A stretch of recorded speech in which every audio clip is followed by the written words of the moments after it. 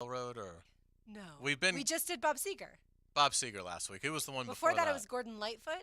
No, because he died. No, so it you was, might get lucky. Somebody might Somebody die. might die between now today, and Thursday. tomorrow, Die. or Wednesday. Yeah, okay. It was Little River Band. I'll keep an Little eye out River for Band. that. And we did Little River Yeah. Band And as they were well. good. Yeah, They were great. good, but I don't think that like it's not like you have That's to. not a prerequisite. Yeah, you're not like following the Rolling Stones. I can tell you one thing he's not going to do, and that is follow the advice of one Gary Smits from the Times Union, who suggested we do 50s music, Hayes. 50s. Yeah, like, Interesting. way Like back. Sinatra. He said Elvis. Some sock hop music. Yes, Elvis, I incorrect, could sock see. hop. I mean, that's like old rock. Yeah, Elvis is That good. would fit. Yeah. But, like, some of the other stuff, basically I could tell D-Rock was not in I was favor not of on board plan. with that. No. yeah. Smitter would probably also prefer that we play Merle Haggard. if you Hey, remember now that. that I'm down Me for too. all the time. All right, let's get to Calvin Ridley today. I know, Hayes, you said last week on Friday when we were at Big Chief Tower, you said every reporter's eyes should be on Calvin Ridley, and if they're not watching him, someone should turn their heads. It kind of felt like that today. It felt like every single reporter out there, the moment that number 0 walked up in his uniform, it was like, okay, this is the moment that we have been waiting for. Now, of course, he worked off to the side for a little bit, but when he was participating with the team, he looked amazing. To me, it was like, okay, this trade was genius. That's how I feel right now. Yeah, I think so. And again, it was a little puzzling that he was off to the side for a good portion of it. But then he entered and was fantastic. I mean, he made probably the smoothest catch of the day on the kind of the laser from Trevor in the middle of the field. What would you guess? 25 yards, something like that, 25, 30 yard Yeah, gain? it wasn't particularly long, but it was intermediate throw. Yeah, pretty nice catch. And so I mean, he looked in the final moments of the practice is where he really shined in terms of wow, this is somebody who is definitely adding something extra. But for a while there, it was a little disappointing. It was like, well, wait a second here. Why actually is he over there? I didn't come here to watch him work out with resistance bands. Yeah, exactly. What'd you think?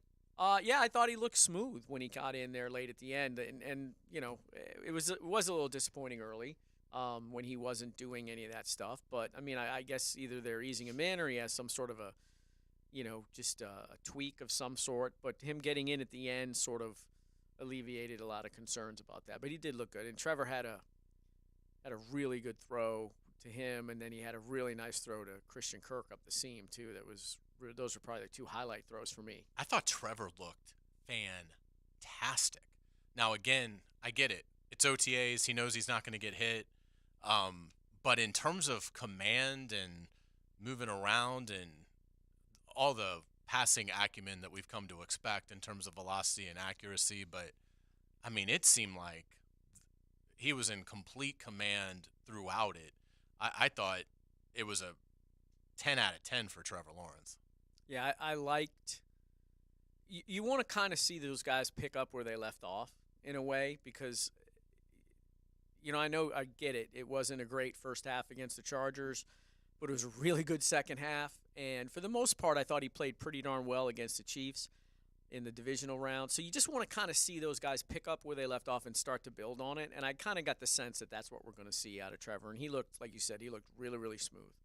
There was only one time that I saw a coach kind of correct him. It was when they were doing the drills where the quarterback throws to the running back, and Trevor kind of threw it a little too far out in front of the running back, and I saw a coach mention that to him, like, okay, I want you to throw it here. But, yeah, other than that, I thought Trevor looked really good. And watching Calvin Ridley, let's say this, D-Rock, if he has a tweak of some sort, watching him go through, like, the ladder drills and comparing how fast his feet are to the other receivers, who I also think are fast, if he has a tweak and he looks like that, then I'm going to be shocked. I do think that they're probably just working him in a little bit lighter for now just because he hasn't been a part of the team before. Well, and the other thing, too, is he's still trying to assimilate the offense, and he's still trying to figure out where he fits, and he's still trying to figure out,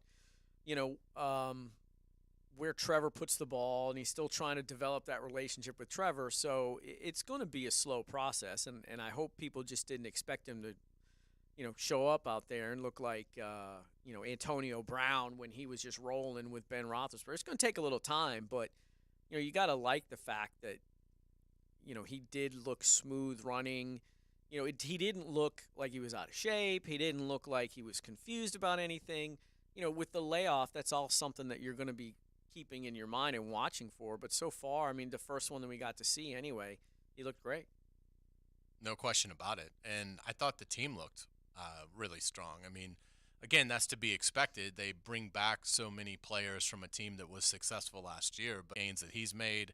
I got a chance to interview Rayshon Jenkins. I thought, he looks in amazing shape. I thought, watching Christian Kirk and Zay Jones and the guys that we've gotten used to seeing, ETN, I can see why Doug Peterson is so excited about where this group is.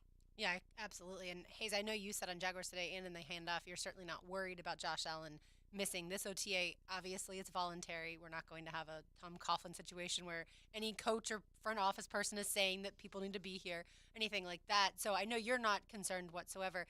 I guess the good news for Caleb on Chason is he's getting a lot of extra reps for the here and now. Yeah, I mean, it's... If there's an upside. Yeah. I love that face. Yeah, I mean, it's theoretically, it would be good for Caleb on Chason. I think a day like today just highlights where they are with that, which is what are you going to do if something does happen in the regular season to Josh Allen or Trayvon Walker? Where are you? And I think right now you would be in a predicament. I will say this, and it's way too early to judge Yasir Abdullah, good or bad, but I will say this. I really hope he's good because because it'd be obviously good for the Jaguars, great for the fans. If he becomes great and Trayvon Walker becomes great, it's going to be the best comedic team in the NFL because those two guys standing next to each other is hilarious. It's like Manute Bull and Muggsy Bogues. And if they are lining up on opposite sides of the ball together and are both effective, it will be one of the funniest things that the NFL has produced in a long, long time.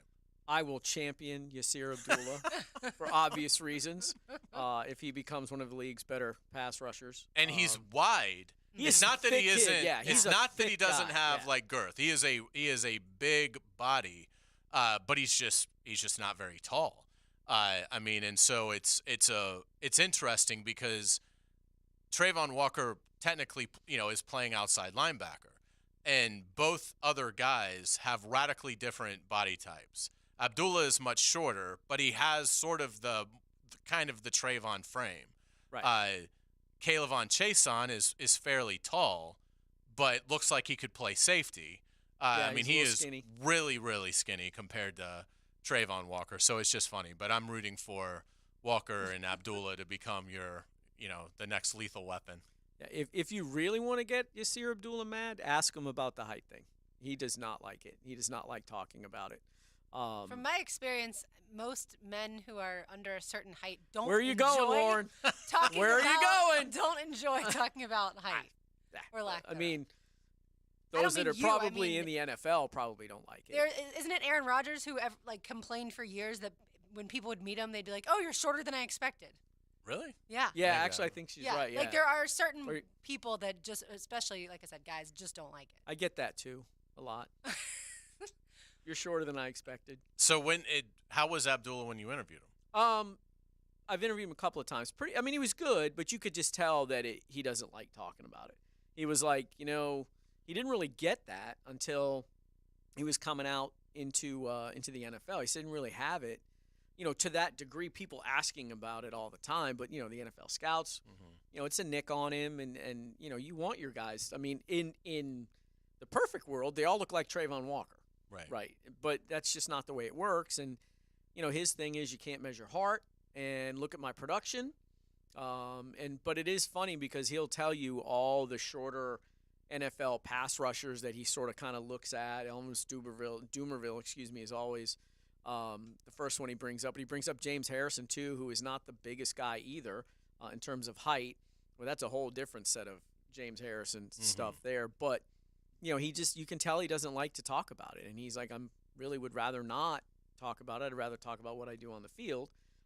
But I think he and I may have bonded, over the short stuff, Well, maybe just a little bit. And again, I'm not trying to turn the first segment when Calvin Ridley just practiced into a segment on Yasir Abdullah, but I did think it was interesting when Ethan Waugh, Balky's lieutenant, met with us and said he was asked about the height. Right. And he said, well, one good thing about it is an offensive tackle has to have kind of his own plan for how to block somebody because they're not used to it at that Right. stature. Well, yeah, if you're an offensive, if Abdullah is in the game and playing a lot, because obviously Trayvon Walker will be, you're going to have two totally different plans at tackle because Right. where your hands are going to be is going to be two totally different places with Walker and Abdullah. So it was just fun to see. I mean, again, this is part of finally seeing the rookies Right. with the veterans mixed in, and so I mean, again, I think a lot to be encouraged about, and it's going to be a lot of fun, particularly when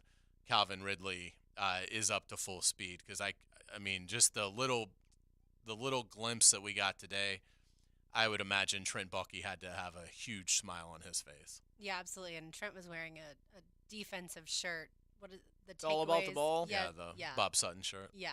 So he loves defense and probably watches that a little closer. Although I'm sure he's very happy about Calvin Ridley too. Like you said, there are 3 rookies: Abdullah, Parker Washington, and Tank Bigsby, who are all, I think, thicker than you would have ever expected. Just even seeing their height and weight and things like that. When you I would actually see include them, Brenton you Strange would, in okay. that too. Yeah, I would too. I didn't get as good a look at him at rookie minicamp, but today, for whatever reason, he caught my eye more. Yeah.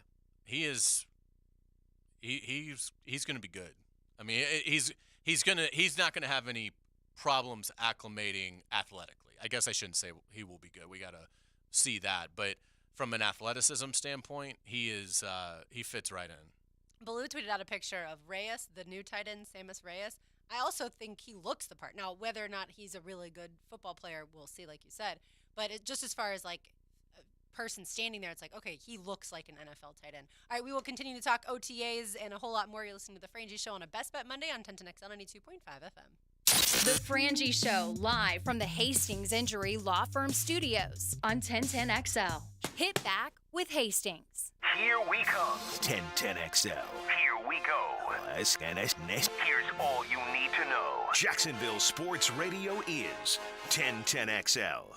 The only thing better than a day at Jack's Beach is driving there in a new ride. And now is the time, because it's the Summer Starts Here sales event going on now at Arlington Toyota Pre-Owned. It's over 350 premium pre-owned on the lot. All makes, all models, certified pre-owned, you name it, Arlington has it. You even get 30 days to love your purchase or exchange it for one that you do. But this sale won't last long, so don't wait. Shop in person, 10939 Atlantic Boulevard, and online at arlingtontoyota.com today.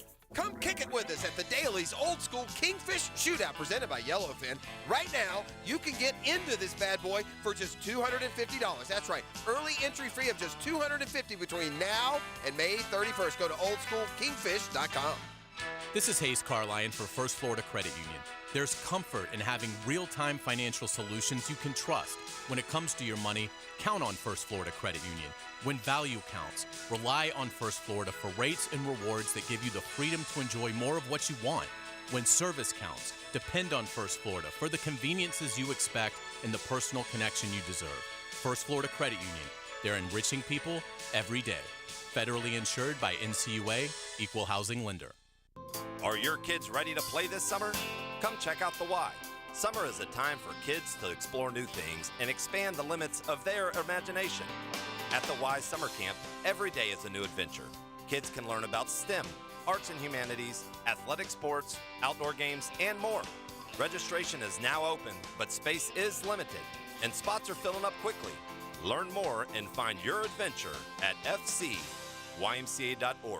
Search Summer Day Camp. When your vehicle needs an oil change, but you just haven't got the time, run into the newest Famous Quick Lube location on San Jose near Crown Point.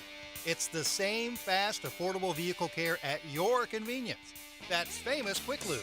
Who's about to hit the link? 1010XL takes you behind the greens. Well, I'm just a humble golf pro. Go behind the ropes with PGA Insiders on Brunch with the Tour. Brought to you by Clearwater Irrigation and J&M Roofing. Tuesday morning at 8:30 on 1010XL.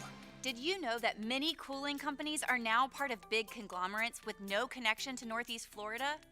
In the past, they have concentrated on heating and air conditioning, but after a buyout, many add plumbing and electrical services. This raises their overhead, and those costs are passed on to the consumer. It's a case where bigger isn't better, it's just more expensive. Not Mike Merritt's Heating and Air. Mike Merritt remains family-owned and operated. Merritt's focus has been the same for more than 30 years, keeping Northeast Florida comfortable, no matter what the weather. And there are no overtime or weekend surcharges. Mike Merritt's team does not work on commission. They repair only what needs repair and offer replacements only on what can't be fixed. And unlike at giant corporations where you can feel like just another number, with Mike Merritt, you'll feel like number one. Florida license CACO 50384.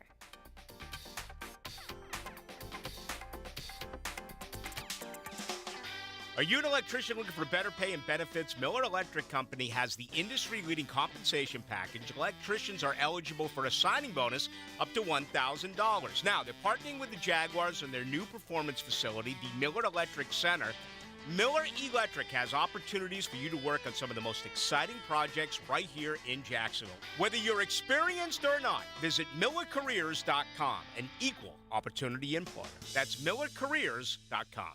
1010XL is presented by Farah & Farah, the official personal injury law firm of the Jaguars. Protecting you and your family. Call 396-5555. Jacksonville. It's a Best Bet Monday on The Frangie Show with fantastic locations in Jacksonville, Orange Park, and now in St. Augustine. It's Best Bet.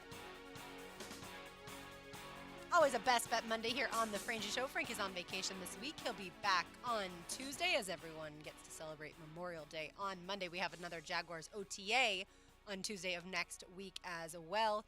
Since I mentioned Best Bet Monday, make sure you get to the Best Bet locations. $1,500 high hands every 30 minutes, Saturday, May 27th from 2 p.m. to midnight at Best Bet Jacksonville, Orange Park, and St. Augustine. So always a lot of good and fun stuff happening at Best Bet. All right, earlier today, Jaguars head coach Doug Peterson met with media, and here he is on making another playoff run. I keep stressing it's a voluntary program, but to see these guys in the building every single day shows me that they want to win, and they want to win here, and I can't let them be a one and done season, right? We have to continue to build on that, and we talked a lot about this last year. Consistency in winning goes a long way, and that's what I'm seeing from the guys and the effort that they're putting in.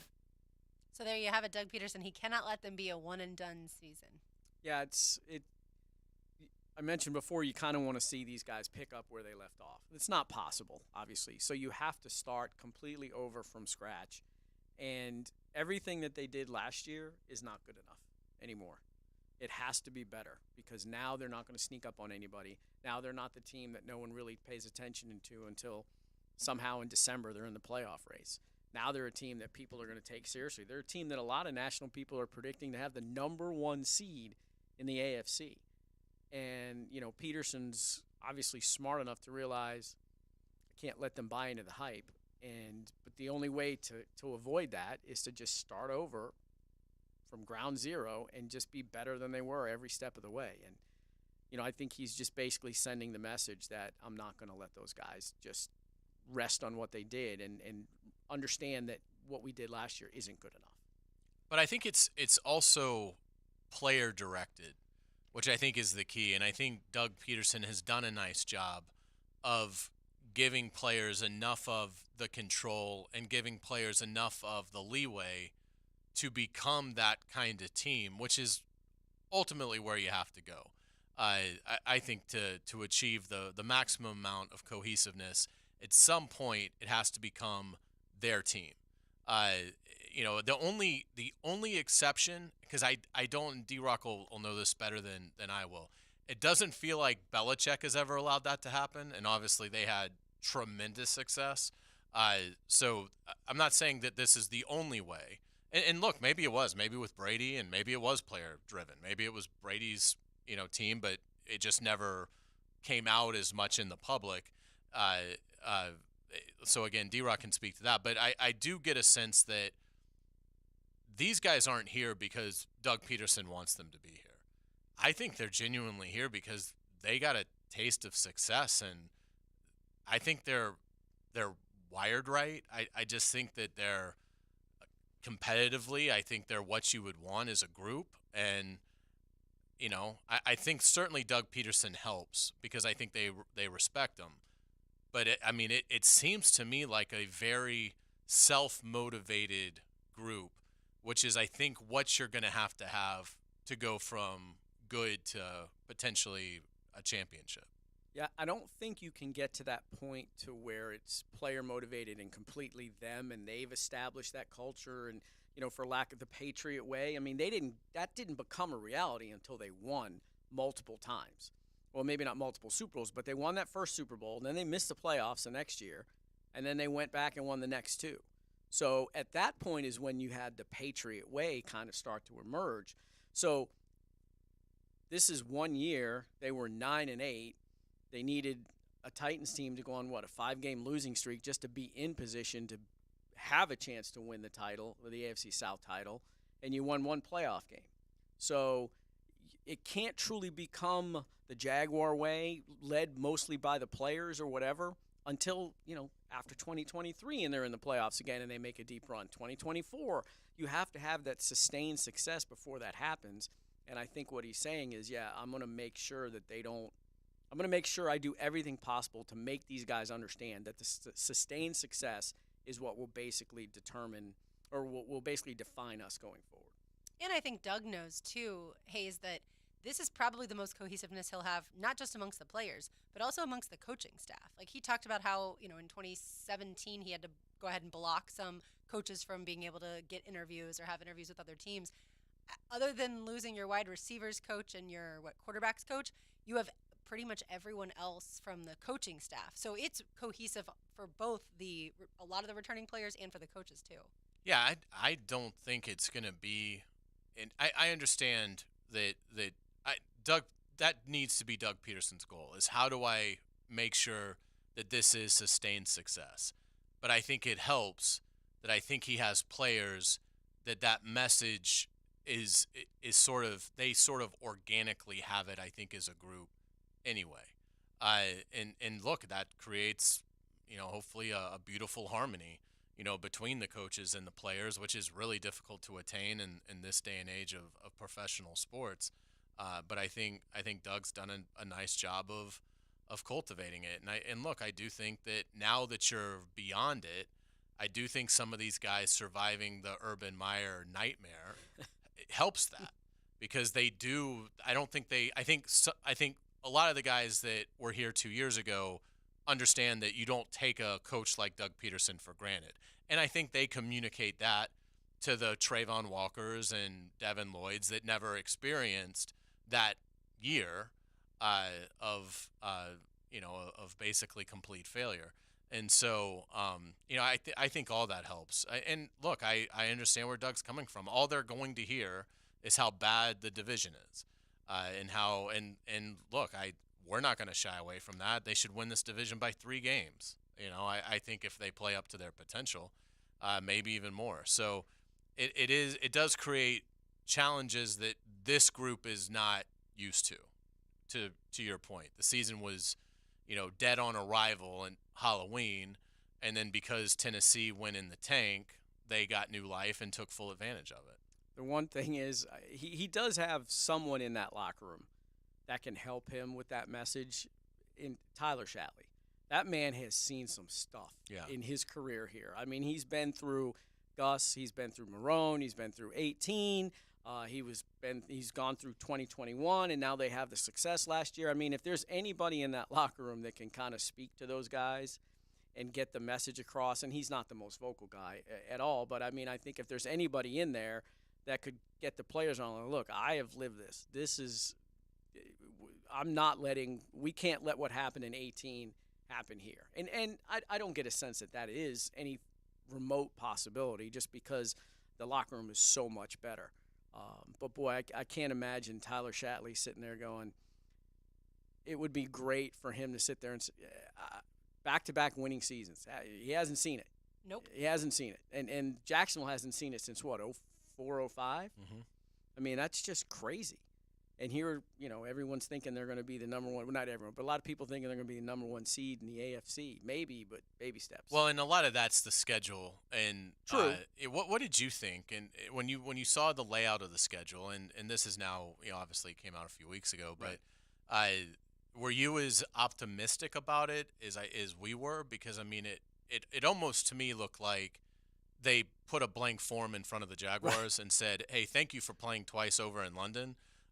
Fill this schedule out however you would like." Yeah, I mean, Doug, if you could do it, this is what he would probably have picked. Yeah, I think. I mean, the good teams are spread out. He's got the two primetime Monday, Sunday night games at home. The two games in London are early in the season, and he manages to get the bye right in the middle of the season again. I mean, that's kind of what you would want. When I looked at it, I thought 11 wins. And I know people are going, whoa, wait a minute. I know there's some 13s and 14 win. My only thing is I just go back. There's so much unpredictability in the NFL that last year we thought they'd get crushed by the AFC West, and they went 2-2. So this year we think they're going to crush the NFC South.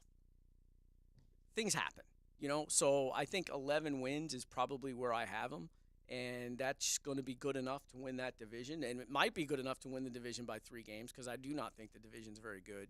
But things just – I mean, this team shut out the Colts, and then what, a month later goes up there and gets, thrown all over by Matt Ryan, the guy who couldn't complete a pass in the first game. Things just happen. But it's a well-laid-out schedule for them, and I do think that, by mid-season, we're not going to be sitting here talking about this team in a tank, what's going to happen, the next half of the season. I think they'll start. It's conducive to a fast start and sort of not a coast, but certainly an easier path towards the end.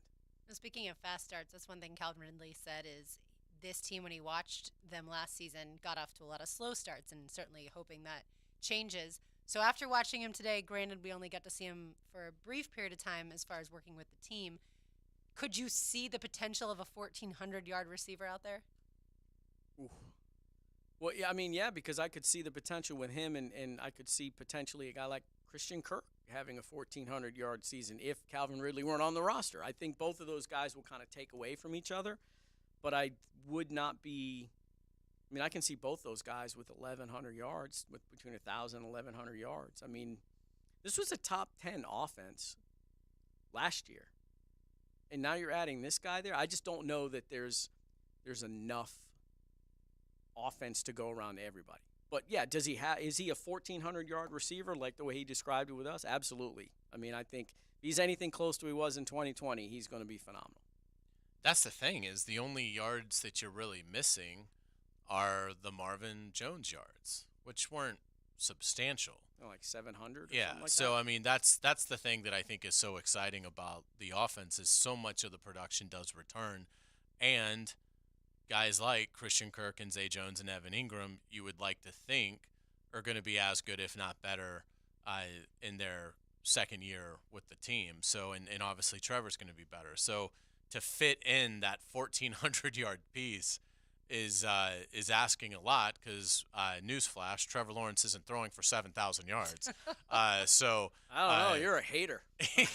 but yeah, it is going to be fun to see. I think it'll be fun just seeing if is it Ridley pretty much week in and week out is leading them in receptions and yardage and touchdowns, or do you see it be spread out because that's what it was last year, and that's what I would imagine you're going to see again because Doug Peterson does a great job of figuring out this is where we need to be attacking, and I think Trevor does a really good job of spreading the ball around. Yeah, I think if you look, when Ingram got hot, Kirk's numbers dipped a little bit. Mm-hmm. And so I think you'll see some of that again this year.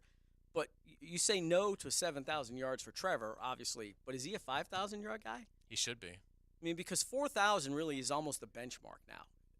So you think he could hit 5,000? I think he could if they all have to stay healthy. Right. I mean, that's the division would have to be as bad as we think, and the NFC South would probably have to be as bad as we think. He threw for 4,113 last year with no Calvin Ridley, no Britton strain. And played terribly. And Let's just call it like Yeah. it was. In the first half played of the year. terribly for the first 7 games of the season. Right. It was not good. So, yeah, I mean, I think that's where he would make up the 900 yards and or the vast majority of it. So yeah, I think it absolutely should be a goal for the ball club, and as should the Blake's passing touchdown record And yardage record. Yeah, for single Both, season. yeah. Like it'll be a disappointment if you look at the 2024 Jaguar Media Guide and you go to the record section and Trevor Lawrence isn't first in every single season notable passing category. To me, that will be a disappointment if he doesn't own every single season passing record based on his progression, based on his familiarity with Doug Peterson, Doug's acumen, to Lauren's point, the stability in the offensive coaching staff outside of Jim Bob Cooter leaving, and the addition of Calvin Ridley. And really no, I would say, significant offensive loss other than Jawan Taylor, which is, we'll see what Anton Harrison is, and, we'll see how they do without Cam Robinson for however long that is.